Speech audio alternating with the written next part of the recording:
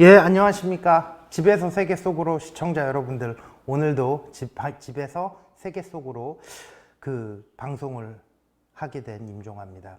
자, 지난 시간대는 우리 이제 이장우 대표님이랑 이제 합방을 했었죠. 그리고 그 전 시간대는 저희가 이제 제가 세계사 필독서라고 하는 이제 그 저서들을 이제 여러분들한테 소개를 해드리면서 책이 정말 좋은 거는 굉장히 많은데 그 첫 시간에는 제가 학생들한테 읽힌 책 기준으로 이제 좀 소개를 해드렸었는데 오늘도 그거에 이제 2편, 지난주에 이제 소개 못 시켜드린 책들이 너무 많아서 좋은 건데, 그리고 최근에 나온 이제 경제사 서적 같은 경우도 이제 여러분들한테 이제 소개를 이제 시켜드리게 되면서 오늘도 한번 그것을로 내용을 한번 이렇게 잡아봤습니다. 그래서 근근히 테마를 한 번씩 이렇게 또 이렇게 바꿔봐도 좋은 것 같아요. 게다가 저 같은 경우에는 오늘이 사실 개강일입니다. 제가 이번에 수요일하고 이제 토요일 날 이제 학교 강의가 있는데 이상하게 처음에 2주는 시험 삼아서 우리가 이제 대면 강의를 해보자. 보통 이제 대학교들이 다 그랬죠. 근데 우리 학교 같은 경우에는 지난주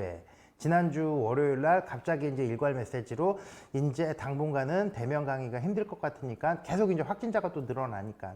그래서 오늘 지금 수요일 점심시간인데 여기에 와서 한번 방송, 원래는 이제 학교를 직접 갔어야 되는데 날짜를 안 바꾸고 이제 여러분들과 이제 이 집에서 세계 속으로를 방송하게 된 게 참 좋기도 하면서 좀 찜찜하기도 해요. 강의자라고 하는 것은 원래 학교를 가야 재밌는 것 같습니다. 처음에 한두 주는 좋았어요. 근데 지난 학기 때도 이제 시험 빼놓고는 거의 95%가 전부 다 이제 비대면 강의였는데 점점 그게 오히려 더 귀찮아지더라고요. 영상을 만들고 그런 게. 그래서 오늘 같은 경우에는 지난 시간에 제가 여러분들 부의 도시 베네치아 기억나시죠? 자, 피디님 슬라이드 1페이지 보고 가겠습니다.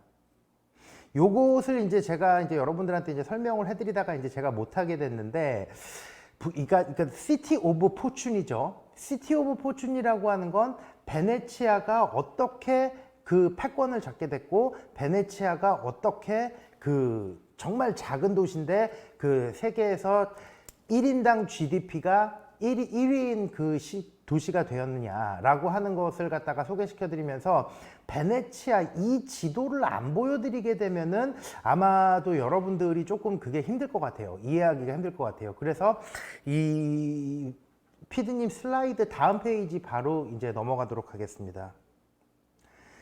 자, 이게 이제 오른쪽에 있는 사진이 이제 공중 촬영을 한 모습인데 이렇게 생겼어요.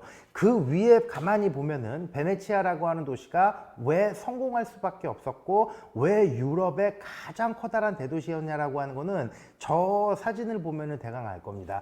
그래서 지난번에 제가 서울의 5분의 1 크기라고 했는데 그건 설명을 정말 제가 잘못 드린 거고, 서울보다 조금 크다고 그럽니다. 제가 이게 제곱킬로미터를 다 재봤는데 지금 여기 공중 촬영한 모습은 이제 서울보다 이제 조금 이제 큰 모습인데, 그 뒤에 베네치아라고 하는 게 내륙으로 들어와서 행정구역으로 끊어졌죠.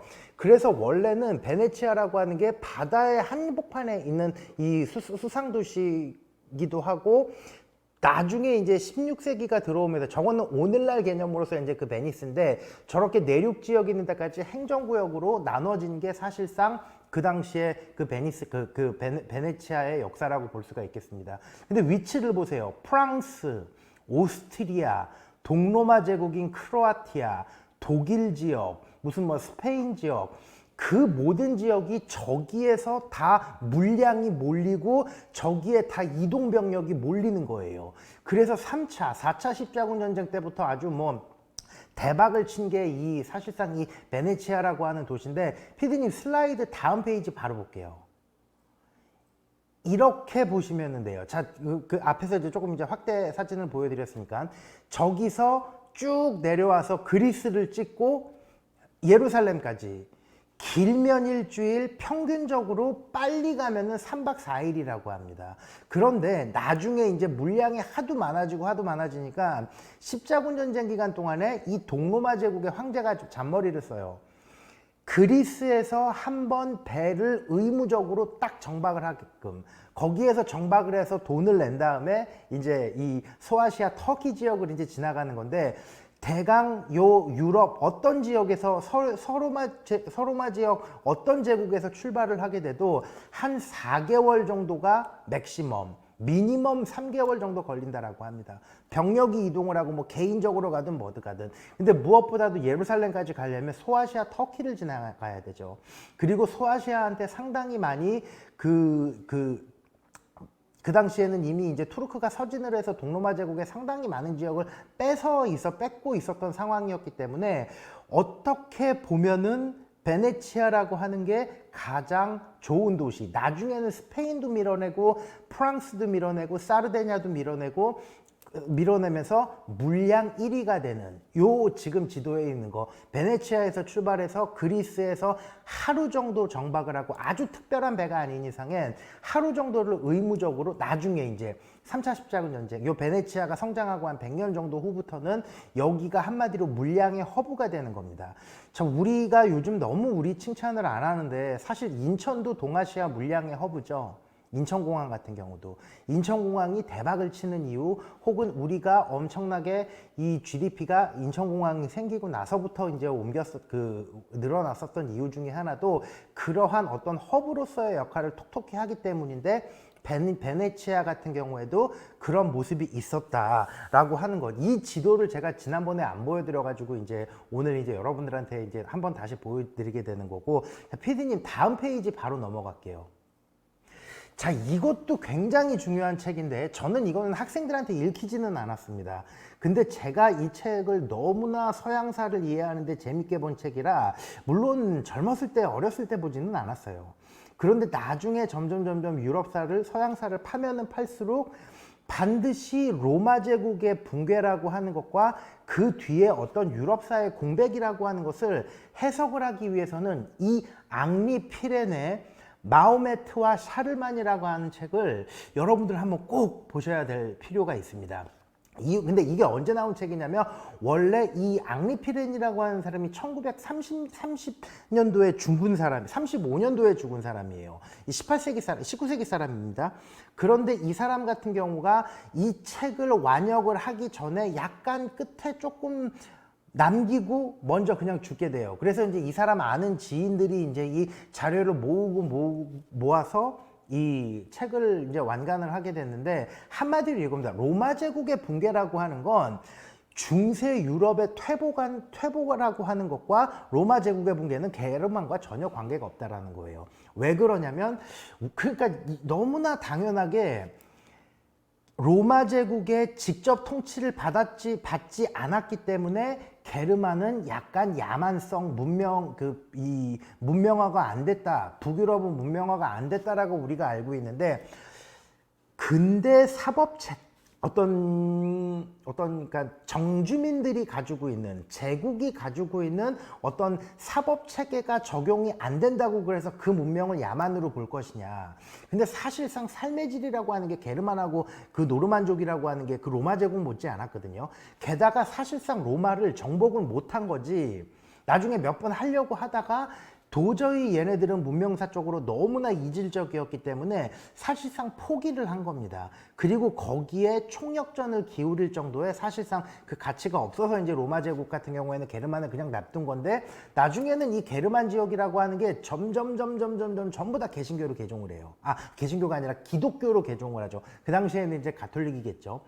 그래서 게르만이라고 하는 게 일찍부터 이 기독교로 개종을 하고 있었고 기독교적인 교리를 가지고 있는 상황에서 중세 유럽이라고 하는 것을 로마 제국이 붕괴가 됐다고 그래서 그것을 암흑이라고 볼 수가 있겠느냐라고 하는 어떤 기본적인 물음을 가지고 출발을 하는데 이거는 뭐 익사이팅한 게르만족들의 어떤 뭐 자기네들의 그 활동 상황이 나오는 게 아니라 말 그대로 문명사적으로 이 시기를 한번 로마 제국 붕괴 이후에 한 200년 정도의 유럽을 본 거예요. 그러니까 한 7세기 정도까지의 어떤 모습이라고 하는 것을 이제 요 마호메트와 샤르만이라고 하는 책에서 이제 나오는 거겠죠. 그런데 사실 여기에서 이렇게 PD님 슬라이드 다음 페이지 이제 똑같은 책을 지속적으로 설명을 하자면 자 앙리 피렌이라고 하는 게 이렇게 생긴 사람이에요. 이렇게 생긴 사람 굉장히 뭐 눈매도 초롱초롱하죠. 로마 제국 붕괴의 요인은 도대체 뭐냐 이거예요. 로마 제국의 붕괴. 어떤 제국이 7세기 이상 유지됐던 제국이 망한다라고 하는 건 한 가지 문제만 있었던 게 아니에요. 지배층. 그래서 저도 사실 서양사학자 입장에서 함부로 그것을 단정을 짓는 오류를 범하지는 않습니다. 왜냐? 워낙에 방대한 이유들이 있기 때문에 로마 제국 붕괴라고 하는 것을 단편적으로 얘기를 하는 사람들의 얘기를 여러분들 믿으면 안 돼요. 그거는 반은 맞고 반은 틀리고 다 틀릴 수도 있고 뭐 다 맞을 리는 없겠죠.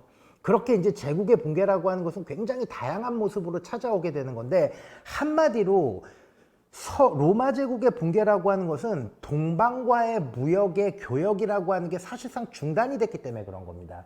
자, 제국이라고 하는 것은 예를 들어서 팽창전쟁을 할 때는 끊임없이 성장을 하죠. 그리고 팽창을 하는 과정에서 나왔던 작은 부작용 같은 경우에는 의외로 뭐 성장통이라고 우리가 이제 흔히들 표현을 하는데, 의외로 조금 이제 그냥 묻고 넘어가는 경우도 상당히 많았죠. 상당히 많죠. 그런데 그러다 보면은 나중에 뭔가 경제 규모가 됐든 문화적인 차원이 됐든 어떤 뭐 중세 개념으로 쳤을 때는 경작지가 됐든지 제국이 팽창을 하고 불려지는 그 과정에서 일어났던 문제들은 반드시 거기에 대한 솔루션을 교역과 대외 활동이라고 하는 것을 하면서 찾게 된다라고 하는 거예요. 그렇기 때문에 아마 저 같은 경우에는 이 샤를마니와 마호메트라고 하는 책이 굉장히 어떻게 보면 좀 우파적인 서적일 수도 있겠는데, 여기에서는 뭐 이념적인 이데올로기를 함부로 들이대면은 안 되겠죠. 그런데 유럽 경제라고 하는 게 분명히 상대적으로 후진적인 모습을 보이게 돼요. 나중에 로마 제국 붕괴돼서. 근데 이것은 게르만에 의했다라기보다 이슬람과의 교역 중단이라고 하는 것에서 이제 사실상 찾게 되는데, 자, 게르만, 여러분들 독일 하면은 오늘날도 뭐가 생각나요? 뭐가 됐든지 간에 뭔가 아주 이 마이스터적인 생산 퀄리티를 극대화하는 뭔가가 있죠. 북유럽의 게르만들이라고 하는 건 아주 멋있는 갑옷을 만들어내고, 물론 갑옷이라고 하는 거는 다 이제 뭐 프랑스풍이 다르고 영국풍이 다르고 독일풍이 다르지만, 뭔가 게르만 지역에서 생산을 하는 것은 굉장히 퀄리티가 극대화된다라고 하는 어떤 특징이라고 하는 게 있어요. 근데 얘네들은 생산의 퀄리티를 극대화하는 거지, 이 생산 퀄리티의 극대화가 상업으로 연결이 되는 문명은 아닙니다. 잘 이 얘기를 해석을 해야 돼요. 이 사람들이 팔아먹을 거라고 하는 것은 어떤 부의 축적이라기보다 어떤 문명 팽창이라고 하는 것이 가지고 있는 어떤 문명 팽창을 하면서 가지고 있는 어떤 물리력에 대해서 이 사람들이 포커스를 맞춘 거지, 결코 상업적인 목적으로 뭐 갑옷을 생산하고, 그리고 사실상 중세가 시작이 되는 과정에서 중세 경무장, 중무장한 갑옷이 나올 수 있었던 가장 큰 이유가 철강 생산량이 2배로 늘어나던 시기예요. 근데 거기에 게르만들이 있었단 말이죠. 그래서 중세 유럽의 봉건사회라고 하는 거, 자, 여러분들이 한 번쯤 들어봤을 고트족, 뭐 고트족도 동고트족이 있고 서고트족이 있고 무슨 말 그대로 게르만족이 있고, 한 번 갈리아 고을족은 아니고 한 번쯤 북유럽에서 호칭을 했었던 그런 대부분의 부족들 같은 경우가 전부 게르만들이에요.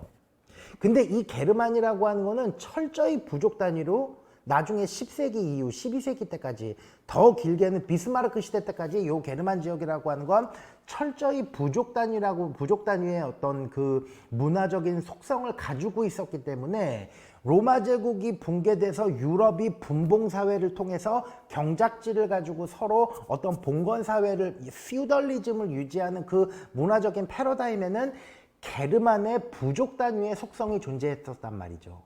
그래서 그게 좋다라고 볼 수도 있고 나쁘다라고 볼 수도 있지만, 언제나 그렇죠. 제국이 한번 무너지게 되고 제국의 지배 이데올로기가 한번 바뀌게 된다라고 했을 때는 반드시 어떤 그 다크 에이지라고 하는 게 분명히 존재하기는 합니다. 그러나 우리가 생각하는 아주 뭐 히스테리칼한 어떤 경직된 문화의 그런 중세라고 생각을 하면은 안 된다는 얘기죠. 그 학설을 깨는 게 이 앙리 피렌이라고 하는 사람이 썼던 거. 한마디로 중세는 암흑이 아니다. 삶의 질이 높아졌고 생산력도 극대화되기는 했는데 뭐가 있어요? 예, 뭔가 통일된 중앙 왕조가 없었던 거예요. 그래서 바로 나온 게 뭡니까? 예, 그게 바로 바티칸의 교황청이라고 하는 어떤 그런 역사적인 패러다임이 연결이 되는 그 과정을 이게 이제 이 사람이 이제 설명을 하는 건데, PD님 다음 페이지 바로 보겠습니다. 여러분들 혹시 이 사람 누군지 아시나요? 자, 저자도 또 소개를 해야 될 것 같은데, 자, 존 줄리어스 노리치라고 하는 사람이에요. 원래는 이 사람이 존 줄리어스 쿠퍼가 이제 본명인데, 이 사람이 노리치 지역의 자작이에요. 자작, 비스카운트. 왜 카운트가 있고, 제일 높은 게 듀크, 얼, 카운트, 비스카운트, 마르퀴스, 뭐 이렇게 그 5등작의 순위가 있죠. 물론 그 5등작이라고 하는 게 영국하고 대륙 유럽이 조금 다르긴 한데 비슷하다고 보시면 돼요. 거의 똑같다고 보시면 돼요. 근데 제일 상위에는 그랜드 듀크가 있죠. 그러면 비스카운트 같은 경우에는 뭐냐? 혈통 세습은 사실상 아니더라도 뭔가 상징적인 일을 해서 이 사람이 자기를 받은 사람 중에 하나인데, 노리치 지역이라고 하는 데가 있어요. 노리치, 영국의 이스트 앵글리아가, 저도 거기에서 한 몇 개월 살았었는데, 이스트 앵글리아 노리치에 있는 이 사람이 자작인데, 이 사람이 영국의 외교관이자 역사학자이자 방송인이자 중세 유럽 전문가임과 동시에 또 중동 전문가이기도 해요. 이 사람이 베이루트에서 주재원을 지냈었던 영국의 아주 이제 유수 이제 그 외교관이기도 한데, 이 사람이 썼던 아주 시대의 명저가 있습니다. 이것도 정말 좋은 책인데, 다음 페이지 슬라이드 바로 보겠습니다. 혹시 비잔티움 연대기라고 들어보셨나요, 여러분? 보신 분들 뭐 있겠죠. 비잔티움. 이게 존 줄리어스 노리치라고 하는 그 앞서서 설명드린 사람이 썼던 책인데, 저는 이거를 한글로도 보기 전에 영문으로 독파를 했습니다. 조금 뭐 자랑 아닌 자랑을 조금 드리자면, 그래서 이게 이제 얼리 센츄리스라고 하는 거. 비잔틴 제국이 어떻게 성장을 했느냐는 거예요. 그리고 번영과 절정, the apogei고, 그 다음에 the decline and fall. 이제 이게 쇠퇴와 멸망이라고 하는 건데, 한마디로 동로마 제국의 역사라고 하는 걸 다 다뤄요. 근데 동로마 제국 여러분들이 첫 주에 얼핏 제가 여러분들한테 설명한 기억이 나는데, 동로마 제국은 한마디로 동구 유럽이라고 생각을 하면 되죠. 그리고 이거 자체가 굉장히 평면체적인 전달 방식.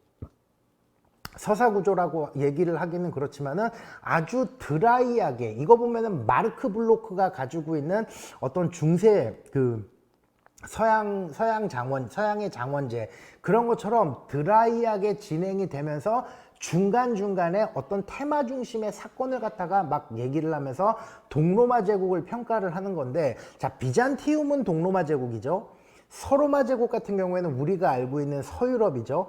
그러면은 그 당시 사람들은, 동로마 제국 사람들은 우리가 이스트 로만 엠파이어 그렇게 불렀겠느냐? 그렇게 안 불렀습니다. 로마 제국이 붕괴되고 나서 사실상 서로마는 게르만에 의해서 지배 이데올로기가 바뀐 거지, 동로마 제국에 있는 사람들은 자기네들 스스로 우리가 로마 제국이다라고 얘기를 하는 거예요. 자, 우리가 동아시아 역사에서 북송 시대가 있고 남송 시대가 있다고 하는데, 이거 굉장히 일본적인 개념이에요. 정강해변을 통해서 금나라한테 북경을 뺏긴 다음에 이 휘종과 흠종이 금나라로 잡혀 들어가고, 그 휘종의 동생이 요 이제 개봉 카이펑 지역으로 요 남방 지역으로 내려와서 세운 게 남송 시대라고 얘기를 하는 건데, 남송 지역에 살고 있는 사람이 자기네들이 난숭이라고 얘기를 했냔 말이에요. 그건 나중의 개념이고 그냥 송조라고 얘기를 한 것처럼, 동로마 제국에 있는 사람들 스스로도 자기네들이 제국의 후예다라고 하는 자부심이 엄청나게 컸었는데, 여기에서 그때 서유럽이 어떻게 비잔티움의 영향을 받았는지, 그러니까 사실상 동로마 제국과 서로마 제국인데 어디가 더 경제 규모가 커요? 동로마 제국이 훨씬 더 경제 규모가 컸어요. 문화적으로도 훨씬 더 세련됐고, 로마 제국이 가지고 있는 영속성을 그대로 이제 어떤 요 문화적인 배경을 그대로 옮겨와서 제국을 운영을 한 곳이었기 때문에, 나중에 투르크가 점점 이슬람 세력이 커져서 동로마 제국을 깨고 들어올 때, 그때부터가 이제 천천히 이제 균열이 가기는 하는데, 역설적으로 비잔티움 제국, 동로마 제국이라고 하는 건 서로마 제국에 더 어마무시한 영향을 줬다. 그럼에도 불구하고 동로마 제국의 황제, 요 이스탄불, 콘스탄티노플이죠. 콘스탄티노플에 있는 동로마 제국의 황제는 바티칸에 있는 포프, 교황보다는 서열이 낮은 것은 분명했다라고 하는 거. 그러니까 형식상의 서열은 그 포프가 위기는 했지만 언제나 그렇죠. 왕이 교황이라고 하는 사람의 권위를 인정하는 이유가 뭐예요? 그렇죠. 교황은 혈통세습이 아닙니다. 왕실은 철저히 혈통세습이에요. 그러니까 이 동로마 제국도 그런 메커니즘이 존재했다라고 하는 건데, 이 책은 뭐 워낙에 호불호가 갈리죠. 이런 건 그쪽 역사에 관심이 있으신 분들은 정말 재밌게 볼 텐데, 저는 정말 만족스럽게 봤습니다. 동로마 제국이 어떤지 제가 이 책을 보고 완전히 이제 다 깼는데, 자, 다음 페이지 바로 보겠습니다. 똑같은 저자예요. 똑같은 저자인데, 예. 이게 교황연대기라고 하는 게 있어요. 제목이 그냥 The Pope예요. The Pope. 근데 이제 이 책 두께를 한번 보세요. 제가 이제 네이버 블로그에서 이 책을 본 사람들을 한번 이제 평을 이렇게 이제 막 찾아보다가 어떤 평을 봤냐면, 너무 뚱뚱한 책. 872페이지면은 이만해요. 근데 거기서도 한 주석을 한 150페이지 빼야 돼요. 저는 이거를 정독은 안 했어요. 완독을 하지는 않았는데 사놓고 집에서 필요할 때마다 완전, 그러니까 교황 백과사전이라고 보면 돼요.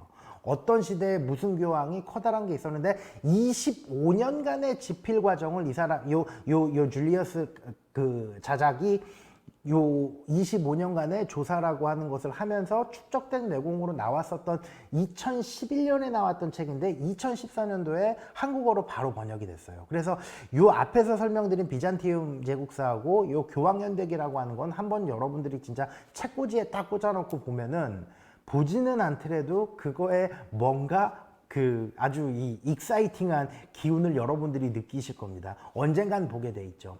자, 초기의 교황 역사라고 하는 것은 그러면 뭐냔 말이에요. 지역의 수호자들이에요. 지역의 수호자들. 그래서 초기의 교황이라고 하는 건 개별적인 독립 무장 세력이라고 하는 것을 가지고 있음과 동시에 점점 어떻게 돼요? 유럽에서 프랑크 왕국이 생성이 되고 프랑크 왕국과 연대를 하면서 프랑크 왕국에 도움을 주기도 하고 도움을 받기도 하고, 프랑크 왕국이 전쟁을 하는데 그 엄청난 전비를 또 대주기도 하고, 필요하다면은 프랑크 왕국과 프랑크 왕국과 같이 협력을 해서 어마무시한 정치 세력으로 크는 과정을 갖다가 이 교황연대기에서 했었기 때문에, 여러분들이 유럽사 어떤 지역의 유럽사를 보든지 간에 바티칸 로마 교황이라고 하는 키워드를 빼놓고는 도저히 한 1500년, 오늘날도 마찬가지예요. 오늘날도 가장, 예를 들어서 엘리자베스 2세하고 교황 중에 누가 더 폴리티컬 파워가 강할 것 같습니까? 엘리자베스 2세도 대단한 사람이거든요. 그럼 2세요, 2세. 오늘날의 국왕이죠. 그랬다고 해도 과연 교황보다 폴리티컬 파워가 있을까라고 하는 그런 것을 생각을 해보면 도저히 이게 핫도그에서 소세지 뺀 거나 똑같은 거예요. 그래서 이 책도 여러분들이 한번 꼭 보셨으면 하겠는데, 실권은 사실상 6세기부터 잡았다고 봐야죠. 그러나 유럽인들의 인식에서 교황이라고 하는 건 도저히 뗄래야 뗄 수 없는 어떤 어떤 영적인 메커니즘과 정치적인 메커니즘이 존재한다라고 하는 건데, 여기에서는 교황을 아주 평면체적으로 까요. 그러니까 어떤 저자가 스스로 하는 질문에 어떤 자기가 그 질문을 풀어쓰는 방식이런데, 교황청이 권력 행사를 어떻게 했으며 여기에서 나오는 부정적인 측면과 어떤 이 긍정적인 측면을 갖다가 모조리 서술을 했다라고 하는 건데, 여러분들은 반드시 이 교황연대기라고 하는 것은 꼭 한번 봤으면 좋겠다라는 생각도 합니다. 그래서 요 존 줄리어스 노리치라고 하는 사람은 언제나 유럽에서, 근데 이 사람이 2018년도인가 죽었어요. 얼마 전에 죽었죠. 그래서 제가 요 존 줄리어스 노리치라고 하는 사람을 한번 진짜 좀 보고 싶었던 사람 중에 하나였는데, 나중에 이제 사실 저는 이 비잔티움사를 공부를 하면서 알았었기 때문에 아쉽게도 보지는 못했습니다. 그러나 비잔티움 연대기, 교황 연대기는 마르크 블로크 시리즈처럼 굉장히 이게 좋다라고 하는 거. 그래서 지역 수호자들이라고 하는 표현이 저는 굉장히 이게 좋은 표현 같아요. 왜냐하면 그러니까 여러분들 초대교황이 누구죠? 네, 베드로예요. 베드로라고 하는 사람은 이미 기원전 때 사실상 기원 이후죠. 교황청이 어떤 폴리티컬 파워를 얻은 게 예수가 죽고 로마 제국이 붕괴되고 한 몇백 년 후인데, 그때까지도 중요한 선지자는 초대 교황, 둘째 교황, 3대 교황에다가 쫙 몰아넣는 어떤 그런 모습을 볼 수 있는 게 이 바티칸의 역사이자 카톨릭의 역사라고 볼 수가 있겠습니다. 자, PD님 다음 페이지 바로 보겠습니다. 또 다른 저자, 굉장히 훈남이죠, 이 사람. 잘생겼죠. 예. 최공재 감독님이 딱 아마 이 또래 아닐까 하는데, 이 사람이 누구냐면 피터 프랭코판이라고 하는 사람이에요. 피터 프랭코판. 근데 이 사람이 원래 유고슬라비아 출신의 영국 역사학자예요. 그리고 그러니까 앞에서 설명드린 이제 그 노리치 자작처럼 중동이자 동유럽 전문가예요. 그 동유럽만 의도적으로 이제 공부를 했겠죠, 이 사람 같은 경우엔. 오늘날의 크로아티아 지역에서 태어난, 지금은 이제 6등분이 돼버린 이제 유고슬라비아에서 어렸을 때 이제 영국으로 이민을 온 사람들인데, 확실히 어떤 학술적인 분위기는 영국이 좀, 유럽이 아직 미국보다 상당히 많이 위인 부분이 많은 것 같아요. 이런 대박 저서들이 쏟아져 나오는 거 보면은. 이 사람이 여러분들 혹시 실크로드 세계사라는 책 혹시 보셨나요? 한 4, 5년 전쯤에 나온 책 있죠. 그 굉장히 역사학자들은 아주 깊이 본 사람 중에 하나인데, 이 사람은 중앙아시아를 통해서 어떻게 동로마 제국이 경제적인 부를 축적을 했느냐를 갖다가 엄청나게 많이 연구를 한 사람인데, 피디님 다음 페이지 바로 보겠습니다. 자, 이거 보면 동방의 부름, Call from the East. 이거 대박이에요, 여러분, 이 책. 이 책은 정말 반드시 보십시오. 뭐냐? 근데 밑에 이제 그게 좀 부제가 빠졌어요. The First Crusade예요. 1차 십자군 전쟁이 어떻게 났냐는 거예요. 1차 십자군 전쟁. 우리는 십자군 전쟁을 190년의 역사라고 하는 것을 다 한번 보고는 싶겠지만은, 가장 중요한 건 십자군 전쟁이 일어났던 배경에는 도대체 어떤 그 속성이 있었느냐라고 하는 건데, 이 피터 프랭크판이라고 하는, 이게 2012년에 나온 건데 2018년에 한국어판으로 번역이 됐습니다. 지금 교보문고 가면 있을 거예요. 앞에 설명드린 그 교황연대기라고 하는 건 제가 아침에 오면서 교보문고에서 찾아봤는데 절판됐대요. 근데 그런 거는 워낙에 중요한 책이기 때문에 주문하면은 늦게라도 다 옵니다. 근데 이 동방의 부름도 제가 봤는데 진짜 이것도 부의 도시 베네치아처럼 아주 빠져서 본 책 중에 하나인데, 한마디로 이 프랭코판이라고 하는 사람이 보는 1차 십자군 전쟁의 배경이라고 하는 건 아주 다각도의 해석을 하는데, 동로마 제국의 황제라고 하는 사람이 자기가 투르크라고 하는 사람과 연합을 해서 서로마 제국을 때릴 생각도 해버려요. 그런 얘기가, 그러니까 그게 엄청나게 많이 있습니다. 그러나 사실상 투르크가 콘스탄티노플에 들어오는 순간, 사실상 소아시아는 이거 투르크가 이제 워낙에 얘네들 같은 경우에는 전투력이 나름 좋았던 애들 중에 하나였기 때문에, 게다가 동로마 제국 같은 경우에는 이 만지케르트 전투부터 해서 계속 투르크한테 깨져왔어요. 한 4, 50년을 갖다가 계속 깨지다가 나중에는 송나라가 금나라를 상대를 하는 것처럼 투르크한테 삥을 뜯깁니다. 근데 그것을 알게 모르게 삥을 뜯기는데, 삥을 뜯기면서 나중에는 영토를 역으로 회복할 생각을 하는 거예요. 영토를 회복할 생각을 했기 때문에 요 서로마 제국도 같이 끌어들이자. 한마디로 십자군 전쟁이라고 하는 것은, 요 십자군 전쟁을 전체를 보게 되면 거대한 레콘키스타의 시발점, 7세기부터 이베리아 반도에 들어와 있었던 이 이슬람을 몰아내는 거대한 어떤 하나의 운동이다라고 하는 게 제가 보는 십자군 전쟁의 시각이고, 요 피터 프랭코판이라고 하는 사람은 동로마 제국에 아주 익사이팅하면서 외교를 상당히 잘하는, 그 당시에 동로마 제국의 어떤 그 수장들이 자기네들이 소아시아를 넘어서 예루살렘까지 더 경작지나 영토를 불리기 위해서 기독교 사람들이 응원군이 와서 얘네가 경작권을 가지고 있다 손 쳐도 결국은 터키는 그 당시에 동로마 제국이었으니까 터키 주변에 있는 국가들은 동로마 제국의 도저히 영향력에서 벗어날 수 없다라는 거예요. 그래서 전쟁은 서유럽 애들한테 시켰는데 그 프랑스나 어떤 이렇게 피 끓는 어떤 독일 게르만들이나 프랑스 애들한테 그 스페인 애들한테 시켰는데 얘네들을 현지에서 관리하는 건 동로마 황제였단 말이죠. 그러니까 동로마 황제라고 하는 거는 얘네들한테 적당히 물량을 대주면서 투르크를 제압을 하고 여기까지 온 거. 여기까지 온 사람들은 사실상 서로마 제국이 영주들이 왔다 손 쳐도 교황말보다는 서로마 제국의 황제나 교황말보다는 요 비잔티움 제국의 황제의 말을 들을 수밖에 없는 생리가 있어요.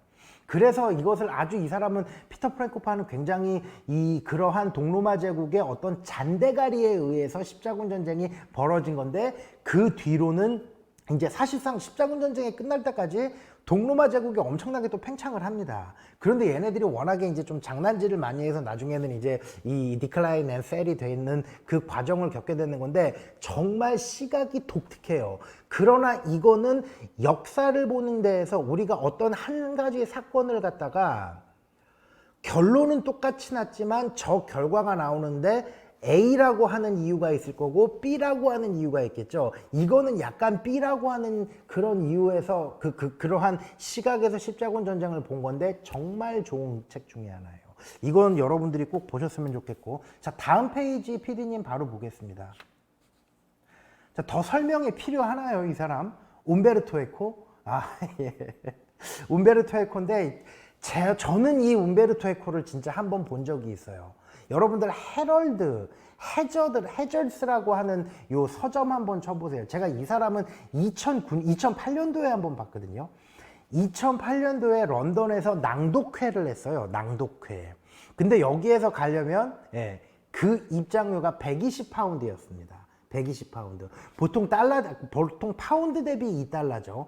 게다가 그때 2008년도에는 어땠는지 줄 아세요?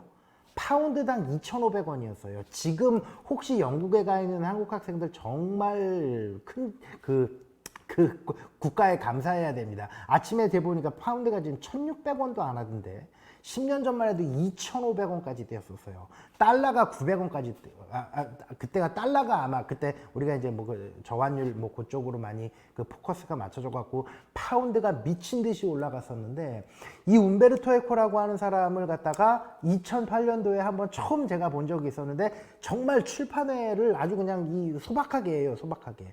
그래서 이제 120파운드를 내고 50명 선착순에 앞에 10명은 이제 그 움베르토 에코 후원자기 때문에 온 거였고 40명을 랜덤으로 뽑았는데 뽑혔어요, 제가. 거기에서. 먼저 이제 신청을 이제 해놨었던 거죠. 그래서 낭독회 하면서 1시간 반 낭독회 하는데 거기에는 선착순이 60명으로 딱 끊어요. 60명 아마 50명. 그래서 그 해저드라고 하는 여러분들이 그 런던에서 제일 오래된 그 도서관, 서점이 있어요, 서점. 그 안에서 조망만하게 아마 여기 작스튜브 스튜디오에 한 7, 8개 정도 합쳐놓은 건데 정말로 이렇게 작은 데에서 3, 3, 5 이렇게 모여 앉아가지고 이 사람이 그냥 그거를 읽는 겁니다. 낭독회라고 하는 건 다른 거 아니에요. 질문이나 그런 것도 없고 그냥 대화 형식이에요. 이 사람이 막 이제 무슨 라틴어 도금 기호학자니까 라틴어 도금이라고 하는 거를 읽으면서 이제 낭독회를 하는 건데 낭독회라고 하는 게 참 이게 어떻게 보면은 유럽식 전형적인 서사 구조라고 하는 것을 이 사람의 입으로 얘기하면은 해석을 또 다르게 하고 저 사람의 입으로 얘기하면은 또 다르게 해석을 하는 어떤 그런 메커니즘이 존재하는 것 같습니다. 자, 슬라이드 다음 페이지 바로 볼게요. 이거 몇 건이 더 있는데 요거까지만 오늘은 할 수밖에 없을 것 같은데 자, 장미의 이름 Il Nome della Rosa, Deo Name Deo Rose, The Name of the Rose.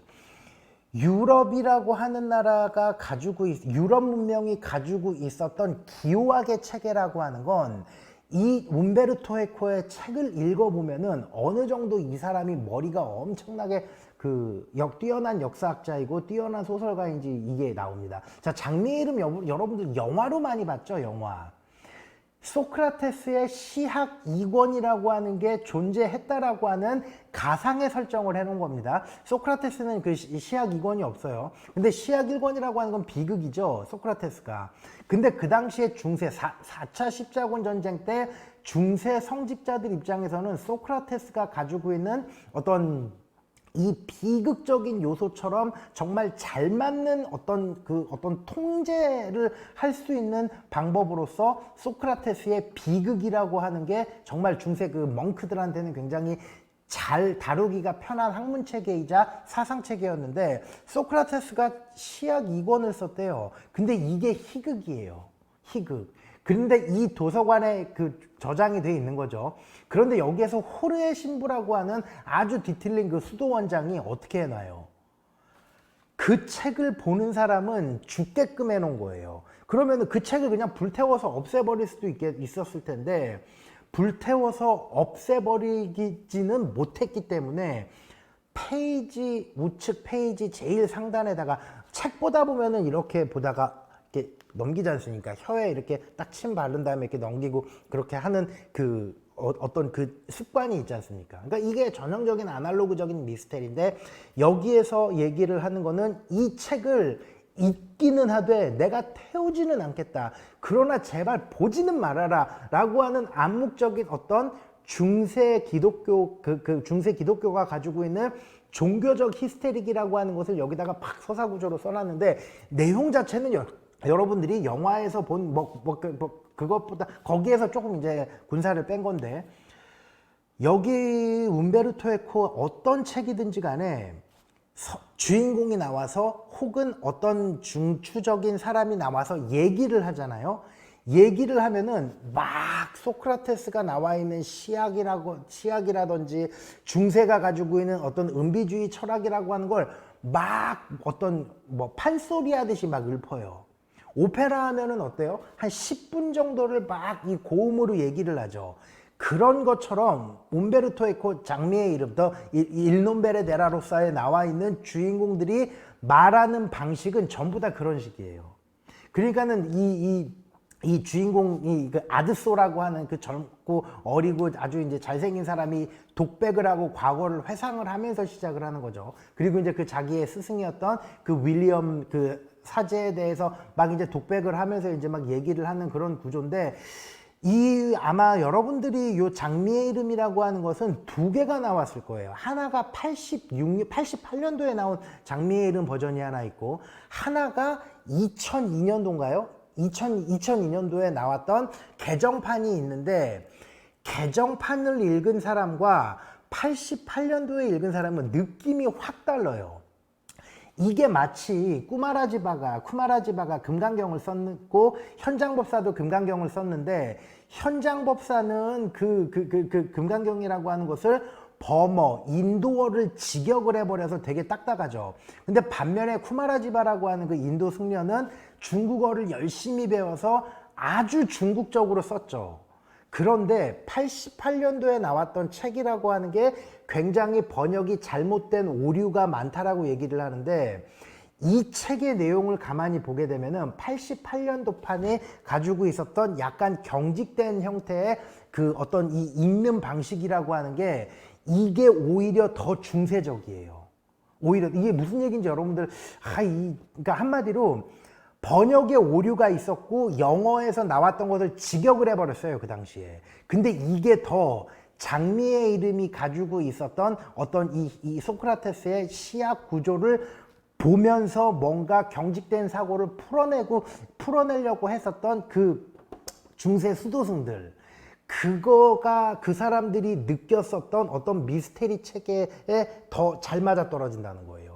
2002년, 그러니까 이건 제가 느낀 겁니다. 2002년 개정판은 정말 그냥 유럽 소설 읽는 것 같은 그런 느낌이 들어요. 물론 거기에서는 아주 아주 고급적인 이제 문체로 갖다가 이제 그 서사 구조로 읽기는 한 건데, 어느 날 그러다가 읽다 보니까 뭔가 좀 너무 이제 좀 현대적이단 말이죠. 예전에 왜 리메이크 영화를 보면은 60년대, 70년대 나왔었던 초창기 영화가 오히려 더 재밌었던 경우도 굉장히 많지 않나요? 오맨 같은 영화 보면은 1972년작인데 2006년도에 리메이크 된 거 보면은 뭔가 더 리드미컬한 거는 있는데 중압감은 떨어지죠. 이게 그렇더라고요. 이 장미의 이름. 그래서 이 장미의 이름이라고 하는 것은 그 중세가 가지고 있는 중세인들한테 로센크로이츠라고 하는 거는 장미라고 하는 거는 뭐냐? 이거는 현대인들한테 윈도우라고 하는 개념으로 보셔야 돼요. 윈도우. 우리가 컴퓨터를 쓸 때 모든 정보를 수집을 하는 창구이자 모든 정보를 만들어내는 생산자이자 모든 정보를 어떻게 보면은 뭐 생산이라고 한다기보다 뭔가를 해석을 해주는 어떤 그 중세 은비주의가 가지고 있는 철학으로서 장미라고 하는 개념이 현대인들한테는 윈도우라고 보시면 된다는 얘기예요. 그러니까 중세라고 하는 거는 유신론적인 세계관이 절반이었고 어떻게 보면 현실주의적인 세계관이 절반이었는데 장미라고 하는 가상의 유토피아라고 하는 것을 만들어 놓고 중세인들 스스로가 도망을 치려고 했었다라고 하는 것. 거기에 장미라고 하는 꽃이기도 하지만 아름다운 어떤 세계라고 하는 게 존재했는데 그게 유럽이 가지고 있는 중세 유럽 은비주의의 시작이 되는 겁니다. 이게 기독교 문화와 기기묘묘하게 믹서가 돼서 움베르토 에코가 보는 중세라고 하는 것은 경직되기도 하고 리듬있기도 하지만은 결국은 끊임없이 뭔가 자기네들이 경험하지 못하는 어떤 그 세계로 들어가려고 하는 인간의 욕망이라고 하는 걸 어떤 수도승에 일어났던 몇 가지 살인 사건도 아니죠 이건 살인이 일어나긴 하죠. 근데 중세에서 일어났던 어떤 그런 이제 그 사건 사람들이 독을 먹으면서도 뭔가 그 책을 끊임없이 갈구하는 이유가 뭐냐. 근데 여기서 특이한 게 뭔지 아세요? 글을 읽는 사람만 나쁜 짓을 하잖아요. 지식인들만. 그러니까는 그게 움베르토 에코가 가지고 있는 그 이 희화적인 어떤 그게 정말 이게 대단한 겁니다. 한마디로 문자라고 하는 것은 문자를 독점한 사람들이 지배계급이에요. 근데 이 지배계급은 하부 구조에 있는 사람들한테 어떤 도덕적인 삶의 지침이라고 하는 것을 만들어주는 사람들이거든요. 근데 여기에서 죽는 사람들은 아이러니하게도 글을 읽을 줄 아는 라틴어를 할 줄 아는 수도승들이기 때문에 그 어떤 어떤 해악이라고 해야 되나 희화적으로 어떤 대상을 까는 움베르토 에코의 특유의 이 방식이라고 하는 게 존재하는데 이게 장미의 이름은 여러분들 영화로도 한번 보고 책으로도 반드시 한번 봐보세요. 이거는 다른 세계가 열립니다. 아 이게 중세구나라고 하는 게 여러분들 한 번에 느껴지실 겁니다. 자 오늘 제가 바우돌리노도 있고 사실상 책이 몇 권 더 있기는 한데 이 책은 다음에 이제 다음 달에 이제 책 소개할 때 장미의 이름이나 요 움베르토 에코는 따로 한 편을 잡고 여러분들한테 말씀을 드리도록 하겠습니다. 자 오늘도 여러분들 자 PD님 이제 슬라이드 내려주셔도 됩니다. 오늘도 여러분들 방송 재밌게 보셨는지 모르겠습니다. 다음 시간에는 더 재밌는 주제를 가지고 또 찾아뵙겠습니다. 감사합니다.